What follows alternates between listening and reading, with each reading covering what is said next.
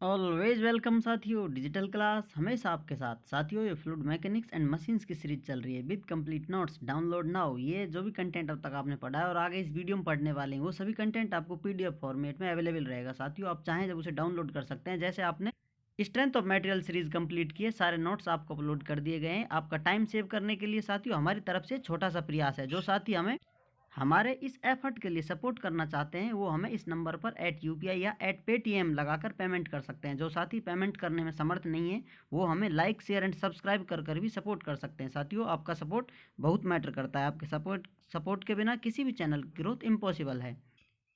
जिसका था हमको सबको इंतज़ार, वो पेज नंबर 20 आ गया, आ गया। पेज नंबर 20 आ गया।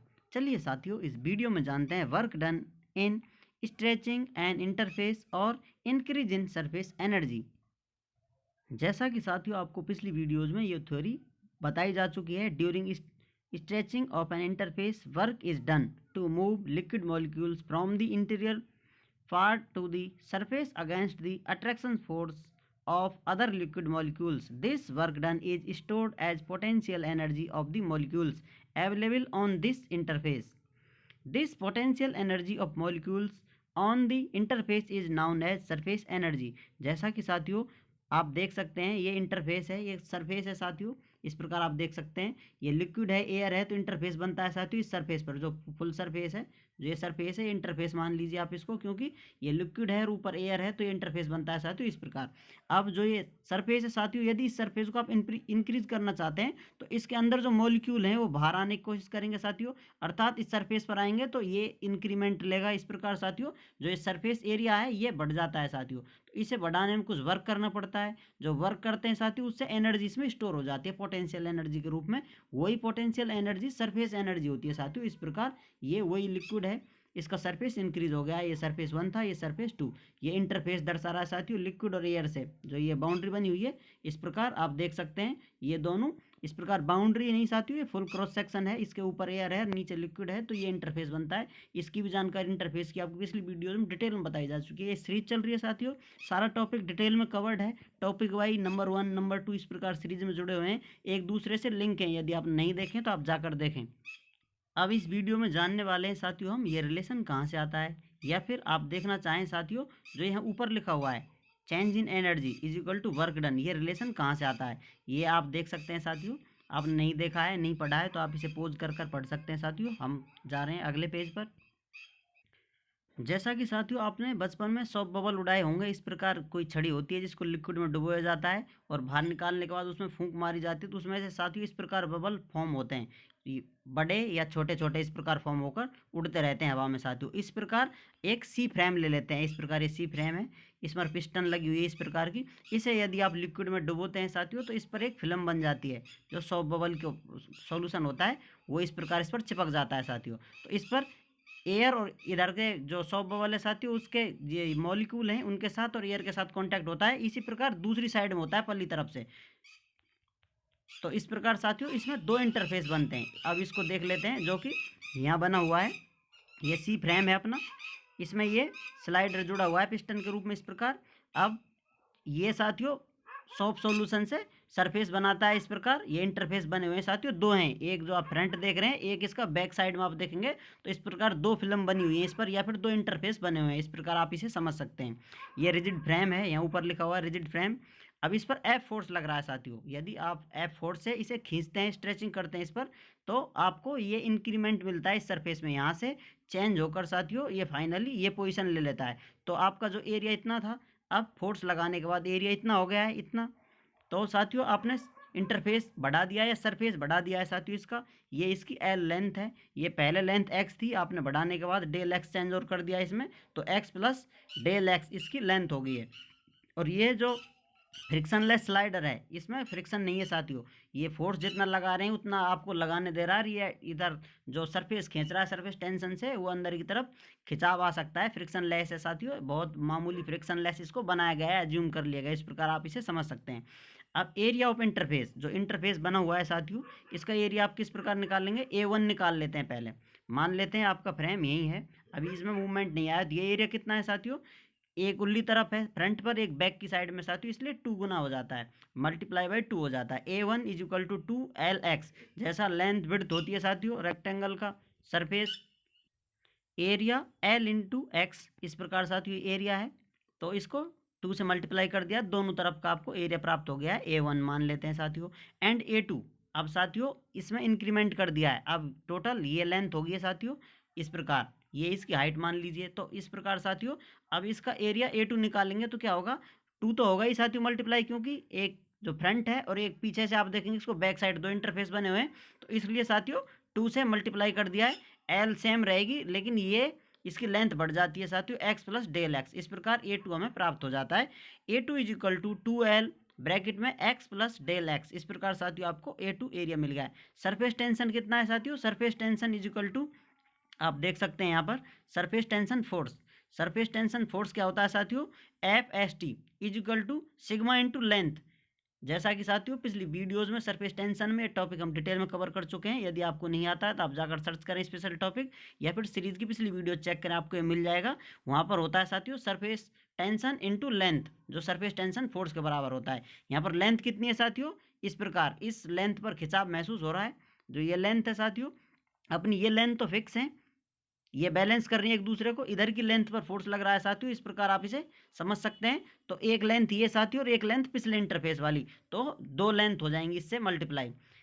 FST is equal to sigma 2L, इस प्रकार साथियों हमें सरफेस टेंशन फोर्स ये प्राप्त हो जाता है। अब यहाँ पर आप समझ सकते हैं साथियों, जो ये फोर्स लग रहा है और इधर सरफेस टेंशन लग रहा है, एक दूसरे को बैलेंस कर रहे हैं इक्विलिब्रियम कंडीशन में। अब ये डबल इंटरफेस यहाँ लिखा हुआ है, डायग्राम है डबल इंटरफेस का साथियों, क्योंकि ये फ्रंट और एक बैक इसका डबल इंटरफेस है। अब चेंज इन एरिया निकाल लेते हैं साथियों, del A is equal to A2 minus A1। अब इसे निकालेंगे साथियों, del A is equal to 2L del x, ये साथियों हमें चेंज इन एरिया प्राप्त हो जाता है, अर्थात ये एरिया है साथियों, एरिया कितना है चेंज इन एरिया, L इसकी लेंथ है और ये x, तो इस प्रकार साथियों ये दो इंटरफेस है इसलिए 2 से मल्टीप्लाई, तो 2L डेल एक्स, ये चेंज इन एरिया है साथियों। आप चाहें तो इसे ये दोनों एरिया A2 माइनस A1 करेंगे तो भी प्राप्त कर सकते हैं, या इस प्रकार डायरेक्ट भी आप प्राप्त इसे कर सकते हैं। एट इक्विलिब्रियम कंडीशन, जैसा साथियों आपको बताया, तो फोर्स लगाया जा रहा है, सरफेस टेंशन की तरफ से अंदर की तरफ खींचा जा रहा है, एक दूसरे को बैलेंस कर रहे हैं। तो यहाँ पर साथियों सरफेस टेंशन फोर्स की वैल्यू हम पुट कर देंगे, ये वैल्यू कर दिए साथियों, और ये फोर्स सेम यहाँ आ गया है। इस प्रकार इस रिलेशन को हम दे देते हैं नाम इक्वेशन नंबर 1। इस प्रकार साथियों इक्वेशन नंबर 1 हमें प्राप्त हो जाती है। जैसा कि साथियों आप जानते हैं, we know that work is equal to force into displacement होता है साथियों। कोई बॉडी यहाँ रखी हुई है, इस पर आप फोर्स लगा रहे हो, ये बॉडी मूवमेंट कर कर यहाँ आ जाती है साथियों, तो फोर्स इंटू डिस्प्लेसमेंट, इतना इसमें डिस्प्लेसमेंट हुआ है ये साथियों वर्क के बराबर हो जाता है, कंसिडर कर लिया जाता है। या ये इस प्रकार आपको डिस्प्लेसमेंट यहाँ मिल रहा है, लेकिन फोर्स इस डायरेक्शन में लग रहा हो कुछ एंगल पे, तो साथियों तो ये रिलेशन होता है इसका Fx इंटू कॉस थीटा, अर्थात force into displacement into cos angle में जो जितना फोर्स लग रहा है साथियों, इस प्रकार वर्क डन निकाल लिया जाता है। If force and displacement have angle, यदि कोई एंगल हो, लेकिन साथियों यहाँ पर एंगल नहीं है, जिधर फोर्स लग रहा है उधर ही डिस्प्लेसमेंट हो रहा है, या फिर आप कह सकते हैं कॉस थीटा की वैल्यू 0 है, कॉस 0 की वैल्यू 1 होती है साथियों, तो हमें W is equal to F del x cos 0 degree is equal to, इसकी वैल्यू 1 होगी साथियों, तो एफ और ये डेल एक्स, इस प्रकार साथियों इस प्रकार आप देख सकते हैं साथियों हमें वर्क डन प्राप्त हो जाता है, एफ इंटू डेल या डेल्टा एक्स, इस प्रकार आप देख सकते हैं इसे, ये वर्क डन हमें प्राप्त हो गया है। तो अब इसे लिख सकते हैं साथियों फोर्स और डेल्टा एक्स, इन दोनों को अलग अलग लिख सकते हैं। फोर्स अभी लिया था हमने surface tension force, W is equal to, ये सरफेस टेंशन फोर्स इसके बराबर है साथियों, आप देख सकते हैं ये फोर्स है, इसमें से आप सरफेस टेंशन फोर्स इक्वेशन 1 से इसे लिख सकते हैं sigma into 2L into del x, work done हो गया अपना, फ्रॉम इक्वेशन 1 से हमने ये लिख दिया है साथियों। अब इसे आगे सॉल्व करने के लिए हम लिखते हैं W is equal to sigma, अब इस फॉर्मेट को एक जगह ले लेते हैं साथियों, और जो ये फॉर्मेट है अभी हमने निकाला था चेंज इन एरिया होता है साथियों, इसे हम लिख सकते हैं डेल A, इस प्रकार सिग्मा डेल A हमें प्राप्त हो जाता है, क्योंकि 2L del x is equal to del A, ये जैसा कि हम जानते हैं चेंज इन एरिया वाला रिलेशन है साथियों, जो अभी हमने देखा था, आप चाहें तो फिर से देख सकते हैं, ये रिलेशन है अपना। इस प्रकार साथियों हमें ये रिलेशन प्राप्त हो जाता है, W is equal to sigma del A, equation number 2, ये रिलेशन को हम नाम दे देते हैं इक्वेशन नंबर 2। जैसा कि साथियों हम जानते हैं किसी बॉडी को, ये बॉडी रखी हुई है, इसकी पोटेंशियल एनर्जी होती है, इसे उठाकर कुछ हाइट पर साथियों हम इस प्रकार रख देते हैं तो इसमें एनर्जी इस हाइट के साथ स्टोर हो जाती है साथियों, पोटेंशियल एनर्जी। इसी प्रकार जो सरफेस था अपना, उसकी कुछ एनर्जी थी, उस पर वर्क करने के बाद हमको चेंज इन सरफेस एनर्जी प्राप्त होती है साथियों, डब्लू, जो वर्क करने के बराबर होती है। जो डब्लू है साथियों इस रिलेशन से कितना होता है, सिग्मा डेल ए। इस प्रकार इसे हम लिख सकते हैं। जो पहले एनर्जी थी साथियों और अब वर्क करने के बाद एनर्जी हुई है, अर्थात जो चेंज इन एनर्जी आया वो किससे आया साथियों, वर्क डन से। और वर्क डन हमने कितना प्राप्त कर लिया है इक्वेशन सेकंड में, सिग्मा डेल ए। इस प्रकार साथियों अब इसे हम दूसरे फॉर्मेट में लिख सकते हैं, चेंज इन एनर्जी को ES2 minus ES1 is equal to sigma. अब ये इसको भी लिख सकते हैं साथियों, डेल ए को A2 minus A, change in area को इस प्रकार आप लिख सकते हैं। अब इस रिलेशन से साथियों आप चाहें तो मान लेते हैं ये पहले अपना सरफेस था, इतना बढ़ा दिया है, तो ये बात हो रही है चेंज इन एनर्जी की। पहले इसमें एनर्जी थी, अब इसमें कुछ एनर्जी ज़्यादा होगी है, तो इन दोनों का अंतर निकालते हैं तो ये ES, ये डेल लगा हुआ है, इस प्रकार इसमें चेंज आया है साथियों। अब मान लेते हैं ये चेंज हमने किया ही नहीं है, इस प्रकार सिर्फ वही पहली वाली अपनी सरफेस है उसी पर कितनी एनर्जी होगी। तो इस प्रकार आप इसमें से या तो सेकंड वाला निकाल दें या फिर आप चाहें तो इसमें से फर्स्ट निकाल दें।